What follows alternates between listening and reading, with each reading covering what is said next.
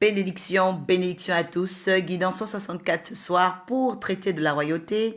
Guidance 164 ce soir pour introduire une personne dans le mystère de la révélation concernant cette belle phase de la Genèse dans le chapitre 24 entre Rebecca et Isaac pour parler de ta destinée concernant les choses à venir. Je vous salue depuis la montagne de la guidance ascensionnelle. Je vous envoie la salutation des instructeurs. Je viens encore bénir la présence du Saint-Esprit ce soir qui va faire encore plus de grâce, plus de faveur à une personne qui se sentait fatiguée, une personne qui vivait des événements étranges. Aussi pour te dire entre parenthèses que si tu vis des choses anormales, tu vis des choses inhabituelles en ce moment, laisse-moi te dire que c'est parce que Dieu s'apprête à faire des choses inhabituelles pour toi. S'il s'agit de toi, tu peux déjà dire c'est moi, alors j'attends que Dieu fasse quelque chose de spectaculaire. Je suis en attente de quelque chose de spectaculaire. Donc, cette guidance 164, elle concerne les hommes et les femmes de foi, les héros de la foi, ceux qui ont décidé de mourir en eux-mêmes pour laisser vivre Christ, ceux qui ont décidé de mourir en eux-mêmes pour laisser vivre l'Esprit de l'Éternel, ceux qui ont décidé de vivre pleinement, dans la source de la révélation. C'est pour te dire encore ce soir que Dieu ne compte pas sur le nombre de tes ennemis, mais il compte sur la pensée que tu vas entretenir, la pensée que tu vas épouser de lui, la pensée que tu vas porter dans les épreuves. Parce que oui, notre Dieu est le même hier, aujourd'hui et éternellement. Il n'a point changé. Et donc, tu peux déjà dire ce soir, je vais être béni parce que la guerre n'arrive pas par hasard dans la vie des élus. La guerre n'arrive pas par hasard dans la vie des élus. Le thème de ce jeudi 28, dernier jeudi du mois de mai, qui est un mois que j'avais annoncé comme étant le mois des grandes transformations, et Dieu n'a pas manqué de l'opérer dans la vie des uns et des autres. D'ailleurs, je bénis le Seigneur pour vos témoignages que vous ne cessez de m'envoyer, me faire parvenir.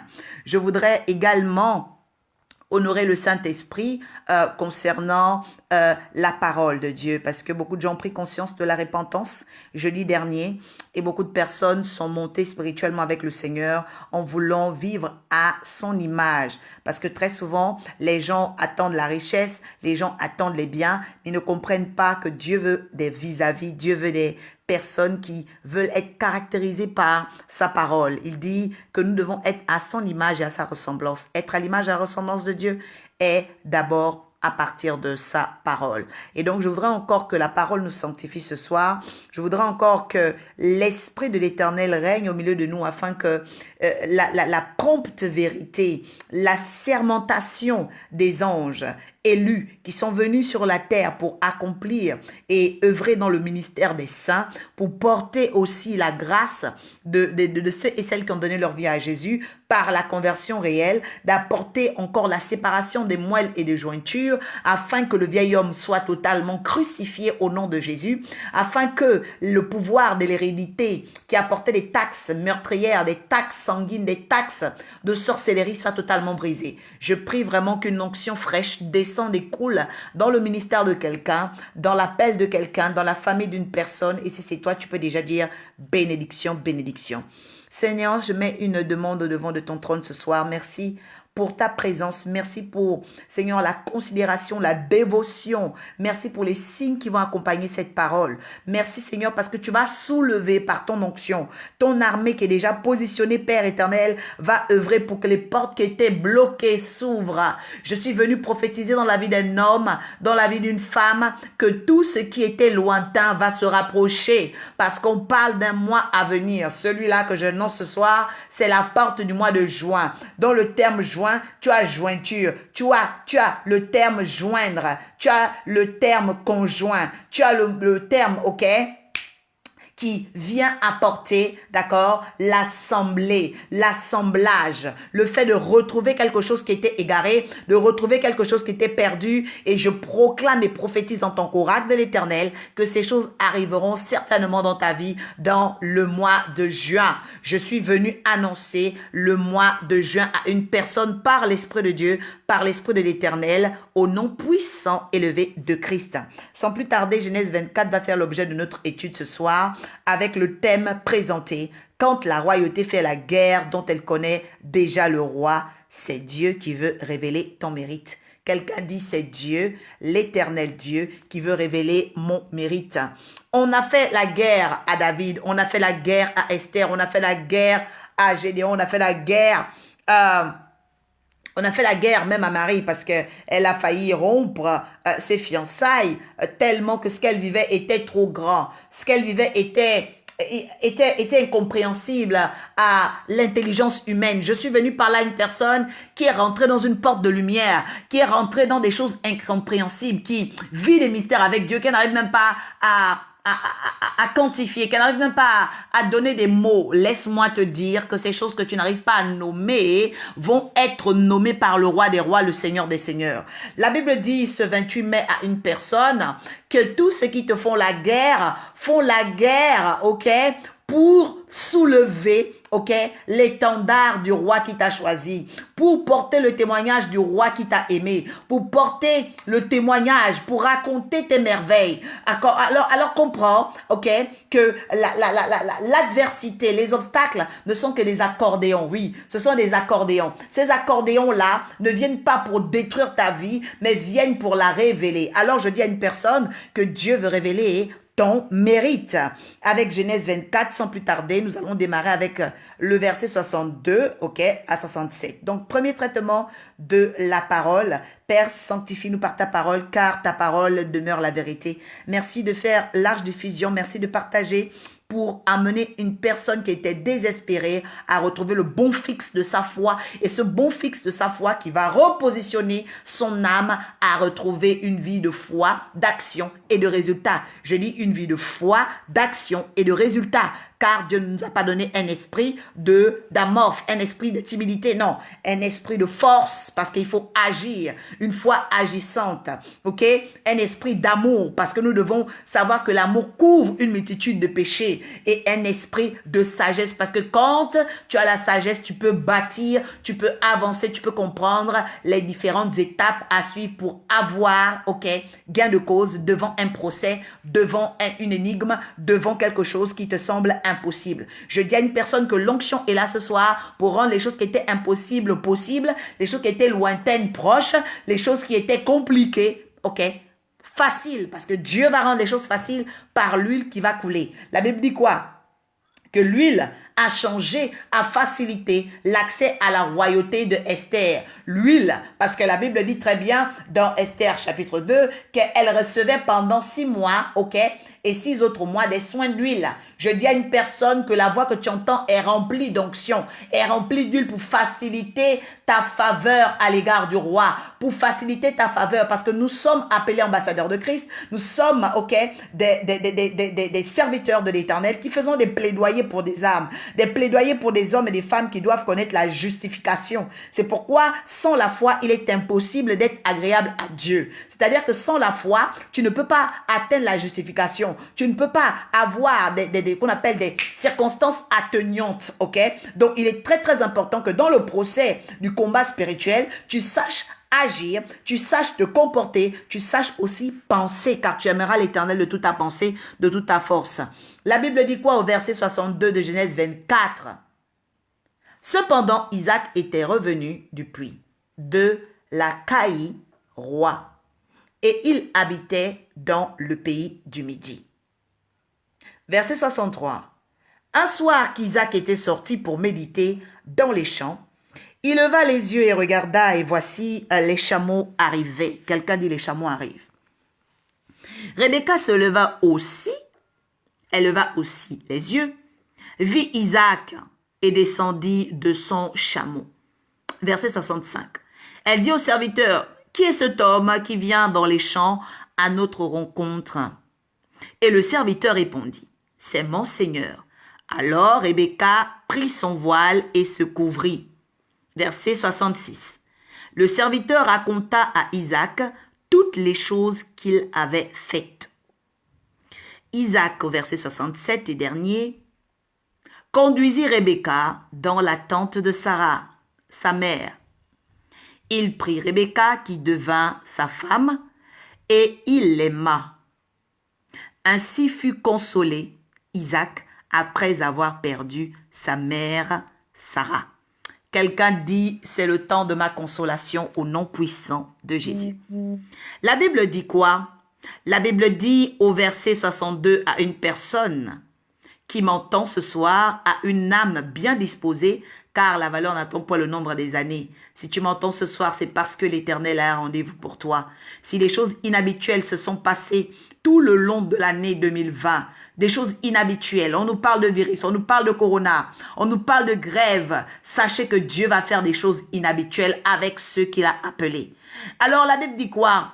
Cependant, je parle à quelqu'un qui a traversé beaucoup de pendant, c'est-à-dire beaucoup d'événements, beaucoup d'étapes. Tu as raté un virus près de la mort. Tu as raté la mort près de toi. Tu as raté beaucoup de choses. Les gens t'ont jeté des sorts. Les gens se sont focalisés.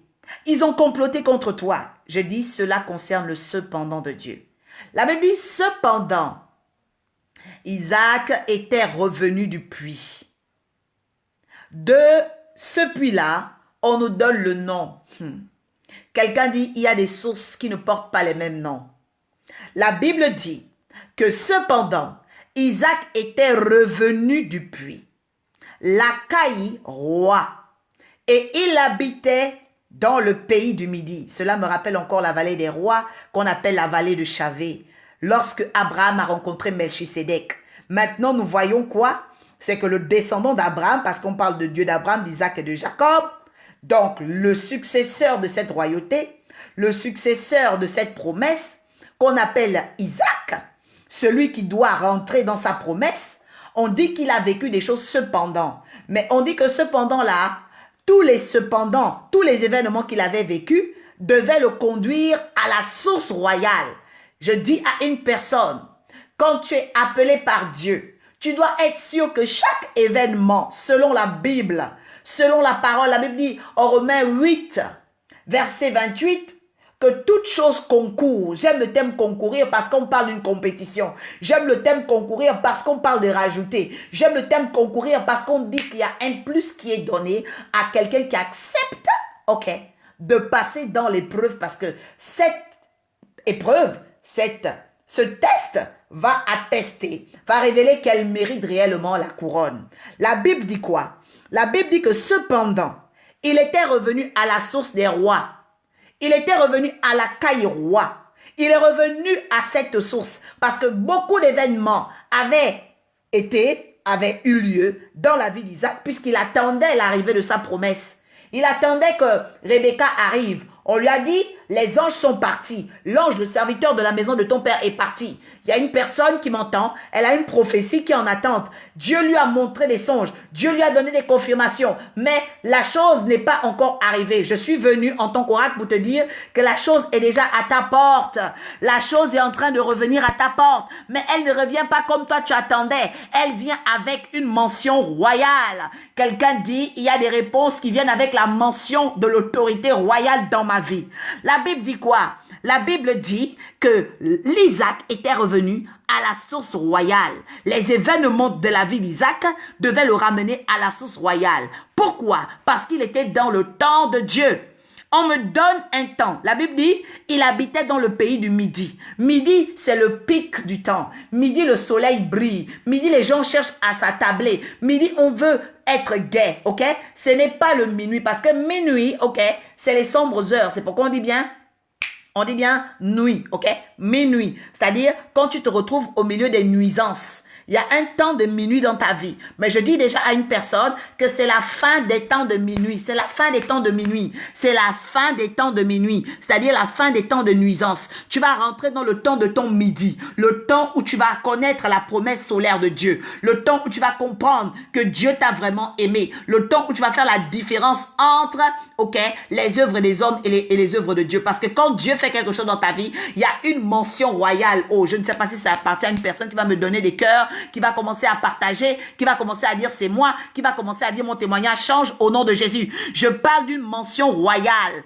Je suis venu parler du temps de Dieu parce que le temps de Dieu s'apparente au midi. Voyez aussi le temps de Dieu comme, l'âge d'un être humain parce que il y a le midi. Le midi de ta vie, c'est lorsque tu es dans la période fertile, la période d'ouverture, la période d'intelligence, la période de fécondité. C'est ce temps dont je suis venu annoncer parce que je suis un oracle. Je ne peux pas dire ce que Dieu ne m'a pas dit. Je viens dire à une personne que le midi de sa vie est en train de venir pour le mois de juin. La Bible dit que il habitait le pays du midi. Le verset 63 dit quoi? Il dit qu'un soir, Isaac était sorti pour méditer. Vous voyez, Isaac attend Rebecca parce que Rebecca, c'est la promesse. Je dis aussi à une personne que pendant que la promesse arrive, on dit quoi? On dit grave-la sur les tablettes de ton cœur. Si elle attend, attends-la. Mais pourquoi doit être sur les tablettes de ton cœur? Parce que tu dois la méditer, tu dois la lire. Oui, parce que les chants, c'est le monde des pensées. Les chants, c'est le monde spirituel. La Bible dit quoi? Qu'un soir, parce qu'elle tardait, Isaac était sorti. Isaac était sorti. Il y a des choses qui peuvent faire en sorte que tu sortes. Mais laisse-moi te dire que ta sortie doit être pour la pensée de ta prophétie. La pensée, parce que être dans le champ, un champ de réflexion, un champ, de perspective, un champ de songe et de vision, un champ, qui va caractériser que tu t'attaches à la vision de Dieu. La Bible dit quoi? La Bible dit que ce soir-là, quand il est sorti pour méditer la vision de Dieu, méditer sur sa promesse, méditer sur le fait que Éliezer de Damas était parti, il se questionnait, il continuait à penser à sa promesse. Il ne s'est pas détaché de ta promesse. Pour dire à une personne, quand Dieu te promet quelque chose, tu dois vivre pour elle. Oh là là, je ne sais pas s'il y a une personne qui est propriétaire, parce que je cherche un propriétaire de couronne. Là, ce soir, le Seigneur me donne une onction de Samuelite. C'est-à-dire, je cherche celui qui est propriétaire de cette onction. Je cherche la personne propriétaire de cette couronne. Dieu m'envoie vers quelqu'un. Je sens dans mon esprit. Parce que dans mon esprit, je n'ai jamais de retard. Dans mon esprit, je n'ai jamais de perte. Dans mon esprit, il n'y a que la conviction. J'ai une conviction qu'il y a une personne, il y a une huile, parce que si tu ne veux pas la prendre, moi-même, je vais la récupérer. Il y a une huile, il y a quelqu'un qui doit bénéficier, de cela. La Bible dit quoi? La Bible dit, il est sorti pour méditer dans les champs. Et quand il est sorti pour méditer dans les champs, dans son système de pensée, nous voyons qu'il a ascensionné. Oh, il a levé les yeux. Beaucoup de personnes, comme vous êtes dans vos pensées, vous vous rabaissez. Beaucoup de personnes, quand vous pensez à ce que Dieu vous dit, vous tombez. Quand vous pensez aux promesses de Dieu, vous dites, mais c'est pas possible. Vous dites, mais comment ça va se faire? Vous êtes là, vous questionnez, mais non. Regardez l'attitude d'Isaac.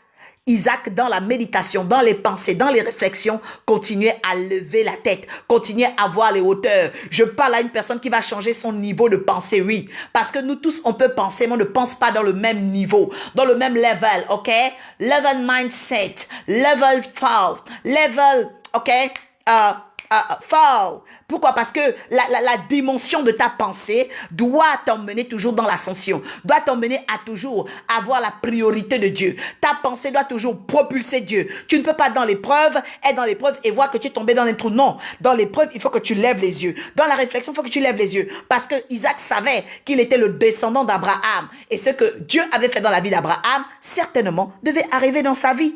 Et donc, il fallait quoi? Il fallait qu'il fasse épreuve de foi, acte de foi. La Bible dit qu'il leva les yeux et regarda. Donc, nous pouvons penser, nous pouvons réfléchir, mais nous ne pouvons pas voir la même chose à cause de là où nous regardons et la dimension de notre pensée. La Bible dit qu'il a levé les yeux. Je dis à une personne ce soir qui est propriétaire d'une prophétie royale, lève les yeux. Lève les yeux. La Bible dit quoi? Il regarda. Et quand il regarda, voici les chameaux arrivaient. Donc je dis à une personne ce soir, lève bien tes yeux, tu vas voir les chameaux arriver. Tu vas voir que les difficultés sont en train de se tasser. Les difficultés sont en train de tomber. Les combats sont en train de tomber. La pluie est en train de s'arrêter. Les orages sont en train de s'arrêter. Comme dit le livre des Cantiques, il dit, voici l'hiver est passé et le beau temps arrive vers la bien-aimée du Seigneur. La Bible dit quoi? La Bible dit que le verset 64, effectivement, Rebecca était là. Rebecca était là pour dire aussi à une personne qui cherche du travail, lève les yeux. Pour dire à une personne qui doit se marier, lève les yeux. Pour dire à une personne qui doit devenir propriétaire d'appartement, de parcelle, lève les yeux. Parce que c'est déjà là. Je dis, c'est déjà là. Les personnes qui accompagnent une femme accouchée à l'hôpital ne connaissent pas, ne voient pas l'enfant. C'est la femme qui est dans la chambre avec l'enfant qui voit l'enfant. Mais eux, ils peuvent entendre un bruit. Je dis à une personne que la voix que tu entends, même si tu n'es pas encore dans la chambre d'accouchement, la voix que tu entends parce que l'enfant crie, la voix de Laura que tu entends ce soir est venue pour te dire que l'enfant est déjà né. Et donc, tu peux rentrer, passe la porte. Je dis à une personne, passe la porte. L'enfant est déjà né. Un enfant nous est né. Un fils nous a été donné. La domination reposera sur son épaule. On l'appellera Emmanuel, fidèle, conseiller, prince de paix. Pourquoi? Parce que nous venons d'une royauté. La race des élus est là ce soir pour confirmer que l'enfant est déjà né. L'enfant est déjà né. On ne peut plus l'avorter. On ne peut plus l'arrêter. Le miracle est déjà déclenché pour toi. Quelqu'un dit bénédiction, bénédiction, bénédiction. La Bible dit quoi? La Bible dit au verset 64 que Rebecca était déjà là.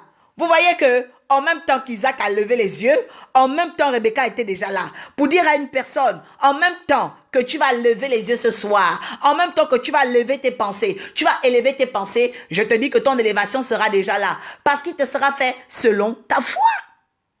Il y a une action simultanée.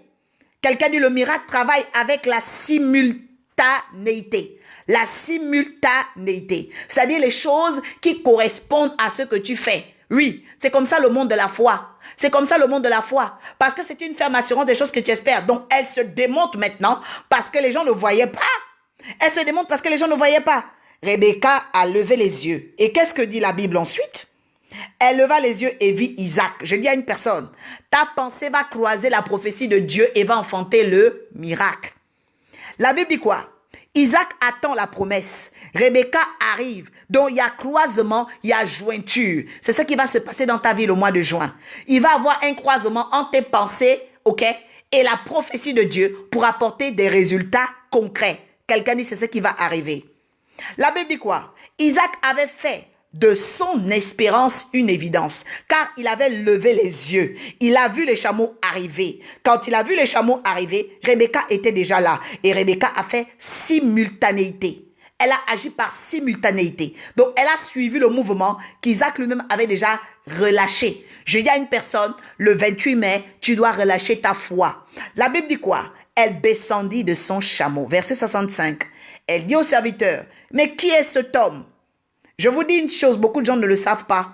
Quand une prophétie doit se réaliser, la prophétie fait elle-même des investigations sur ce que vous faites. C'est pourquoi la Bible dit quoi? La Bible dit que plusieurs de nos anges plongent un regard sur nous. Parce que les anges sont comme des inspecteurs. Les anges sont comme des gardiens. Les anges sont des veilleurs, même pas comme des gardiens, ce sont des gardiens. Donc, ils viennent sonder les cœurs et les reins. Ils veulent voir ton attitude. Ils veulent voir tes pensées, même pendant que tu m'écoutes ce soir. Si tu n'as pas la foi, les anges regardent. Si tu ne sais pas dire Amen, les anges regardent. Tu ne sais pas dire bénédiction, les anges regardent. Tu ne sais même pas semer pour la parole. Les anges regardent. La Bible dit quoi? La Bible dit que elle dit au serviteur, mais qui est cet homme? Oui, qui est cet homme? Pourtant, on lui a très bien dit qu'elle venait pour lui, qu'elle venait pour un fiancé. Mais là, qu'est-ce qui se passe? Elle questionne l'attitude. Elle questionne réellement qui est cette personne. Elle dit, qui est cet homme? Dieu est en train de questionner. On veut te donner quelque chose. Le ciel a déjà prévu te bénir. Mais il se demande qui es-tu? Il se demande qu'est-ce que tu fais? Il se demande quelles sont tes pensées? Il se demande parce que le ciel, avant de nous bénir, questionne toujours notre attitude. Parce que c'est notre attitude qui va déterminer notre altitude, c'est-à-dire notre élévation. La Bible dit quoi?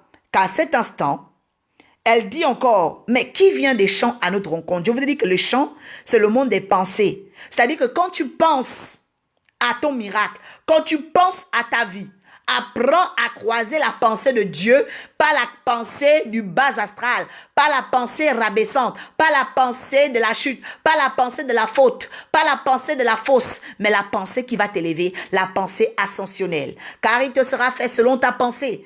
Bien-aimé, je souhaite que tu prospères à tous égards comme l'état de tes pensées, parce que tes pensées viennent de ton âme. La Bible dit quoi? La Bible dit qu'à cet instant-là, il y a eu deux questions. Qui est cet homme? C'est-à-dire que Dieu revisite ta personnalité. Ensuite, Dieu revisite la pensée parce qu'il va dire, qui vient dans les champs à notre rencontre? Oh Seigneur, tu es bon. Je dis à une personne, qu'est-ce qui va sortir de toi pour rencontrer Dieu ce soir? Qu'est-ce qui sortira de toi ce soir pour rencontrer la pensée de Dieu? Alors il va dire, il va répondre, l'ange va répondre, le serviteur va répondre parce qu'il est l'ange de la maison d'Abraham. Il est l'ange de la prophétie parce que la prophétie vient. Rebecca est en train de venir. Mais l'ange doit répondre. Alors elle va dire, c'est mon Seigneur. Le Seigneur, c'est qui? C'est celui qui vient pour gagner des guerres. C'est celui qui vient gagner des guerres parce que la seigneurie, c'est le combat. La seigneurie, c'est le combat.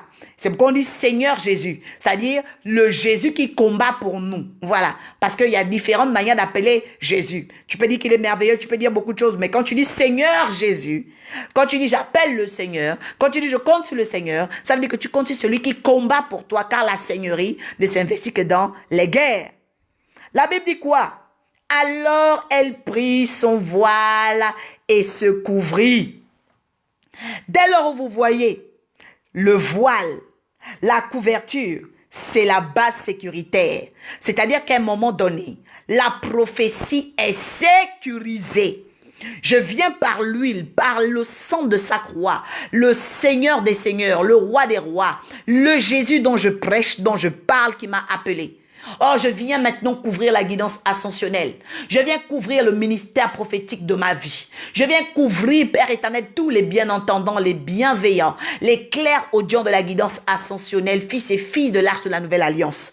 Je viens maintenant couvrir et déclarer la sécurité de la prophétie. La Bible dit quoi?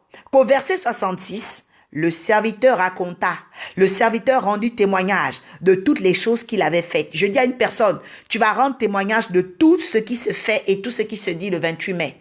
Parce qu'en juin, ta vie va rentrer dans l'admiration.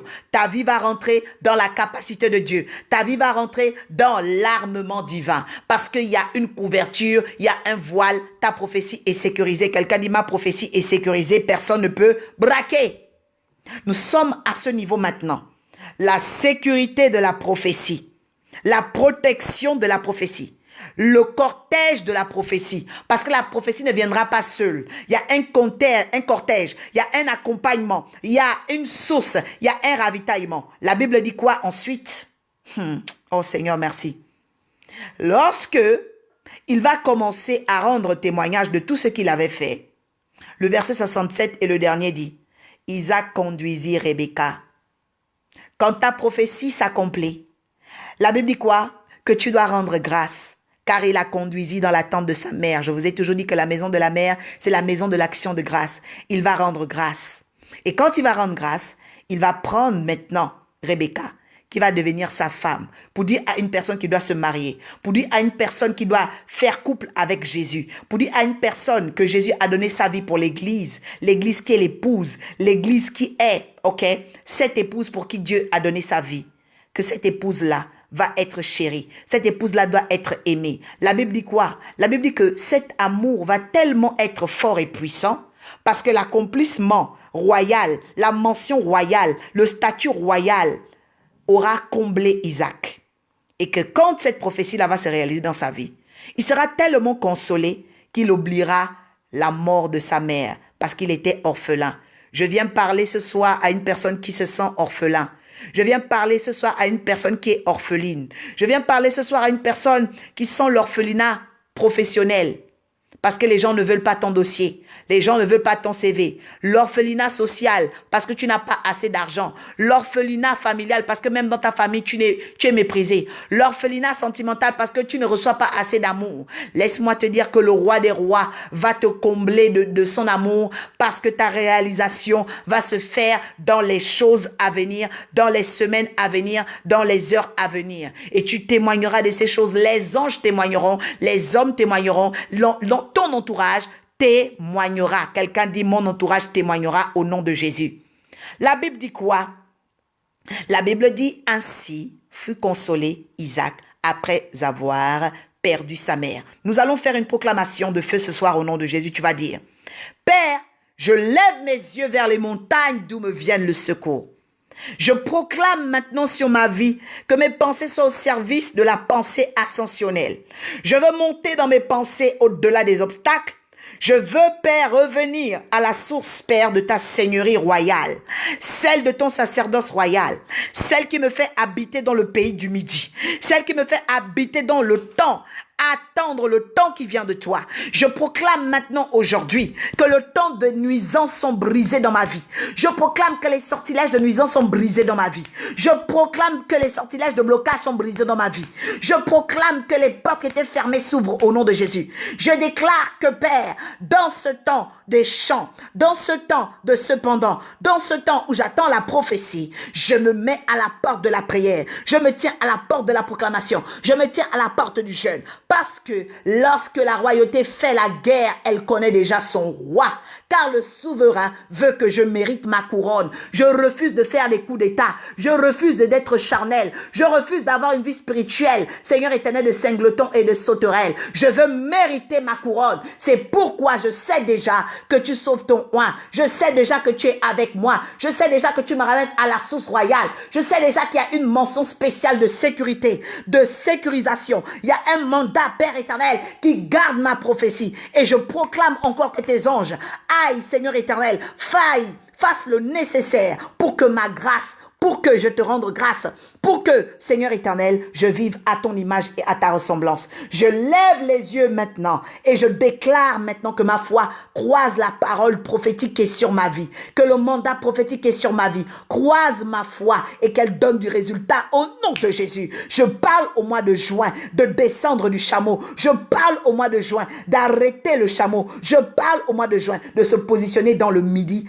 de ma prophétie. La Bible dit, Seigneur éternel, que le serviteur a rendu témoignage parce qu'il a vu la rencontre. Seigneur, me voici ce soir. Tu cherches un homme, me voici. Tu cherches une femme, me voici. À ta rencontre, viens Seigneur répondre à mes adversaires. Viens répondre à mes ennemis. Viens répondre à tous ceux qui me combattent. Viens répondre à ceux qui ont comploté, Seigneur, de me nuire. Car je sais déjà que tu me sauves de leurs griffes. Tu me sauves, Seigneur Père éternel, de leur haine viscérale. Je proclame encore, Père, que tu es le souverain Seigneur de ma vie. Tu es le souverain saint. Tu es le roi des rois. Tu es celui qui gagne les guerres, Seigneur éternel de ma vie. Merci, Seigneur éternel, pour l'accomplissement de la prophétie. Merci pour le mois de juin où je vais témoigner de cette royauté accomplissante et accomplie dans le beau et précieux nom du Seigneur Jésus. Je sanctifie ma maison, je sanctifie ma famille, je sanctifie mon entourage, je sanctifie le lieu d'habitation, je sanctifie mes portes, mes murs et mes linteaux au nom puissant élevé de Christ.